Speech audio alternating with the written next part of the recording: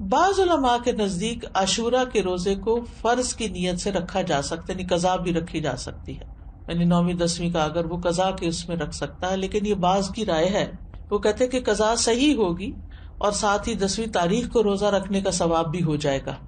یہ شیخ ابن عثیمین کا فتویٰ ہے، ان کے خیال میں ایسا کیا جا سکتا ہے.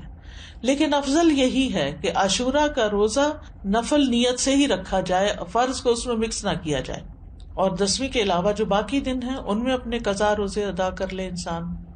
لیکن 9 اور 11 کا روزہ قضا کی نیت سے رکھنا جائز ہے، سمجھ گئے؟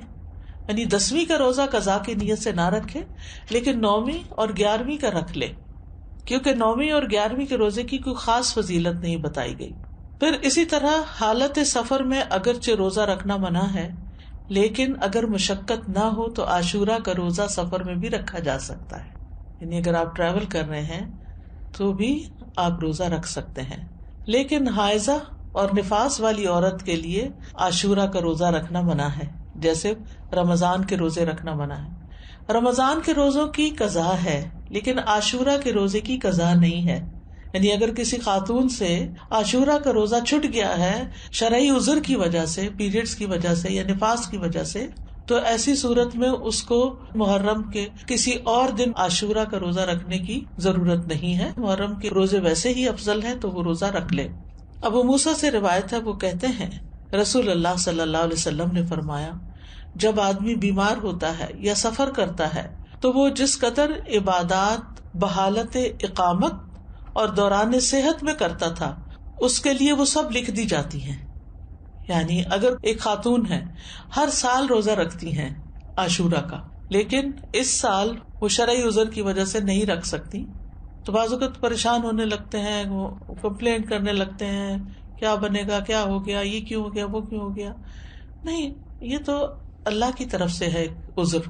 کوئی بھی خاتون خود اپنے ایام تو نہیں شروع کر سکتی، تو ایک فطری طریقہ ہے، اور اس کو اپنے وقت پر ہی جب اللہ کا حکم ہوتا ہے شروع ہونا ہوتا ہے. تو ایسی صورت میں اس کو یہ تسلی رکھنی چاہیے کہ میں نے صحت کی حالت میں جو روزے رکھے ہیں، انشاءاللہ اگر اس دفعہ میں عذر کی وجہ سے نہیں رکھ سکتی تو اللہ تعالیٰ مجھے اس کا بھی اجر دے دے گا. اس سے ایک بات یہ پتہ چلتی ہے کہ صحت کی حالت میں انسان کو جتنی نیکیاں ہو سکے کر لینی چاہیے، تاکہ بیماری کے دنوں میں ان کا اجر لکھا جاتا رہے. یعنی انسان کو صحت کی حالت میں نیکیوں کا حریص ہونا چاہیے، اپنے معمولات بنانے چاہیے. یہ نہیں ہے پیزرلی کبھی کچھ کر لیا کبھی کچھ کر لیا، نہیں.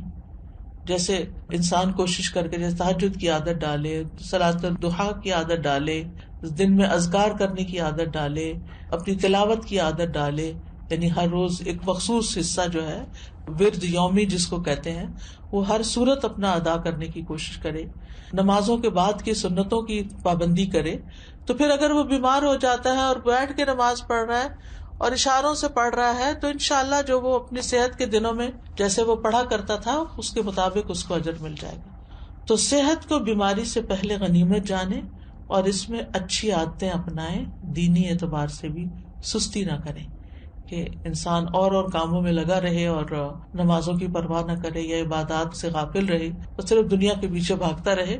نہیں، عام دنوں میں، صحت کے دنوں میں انسان پابندی کرے تاکہ اس کا اجر محفوظ ہو جائے. کیونکہ اگر کوئی زندہ رہتا ہے تو بڑھاپا تو آنا ہی آنا ہے، اور بڑھاپے کی کمزوریاں بھی لاحق ہونی ہے. یہ الگ بات ہے کہ کچھ لوگوں کو اللہ سبحانہ وتعالیٰ ایسی توفیق دیتا ہے کہ وہ بڑھاپے میں بھی اپنی عبادت جاری رکھتے ہیں، بلکہ وہ جوانی سے بھی زیادہ اس میں عبادت کرتے ہیں کہ اب فرصت ہو گئی، فراغت ہو گئی، اور یہ اللہ ہی کی توفیق سے ہوتا ہے. تو عام دنوں میں جو کی جانے والی عبادت ہے اس کو انسان شوق سے کرے، تو پابندی کے ساتھ کرے، چھوٹی چھوٹی باتوں پر ان چیزوں کو چھوڑ نہ دے.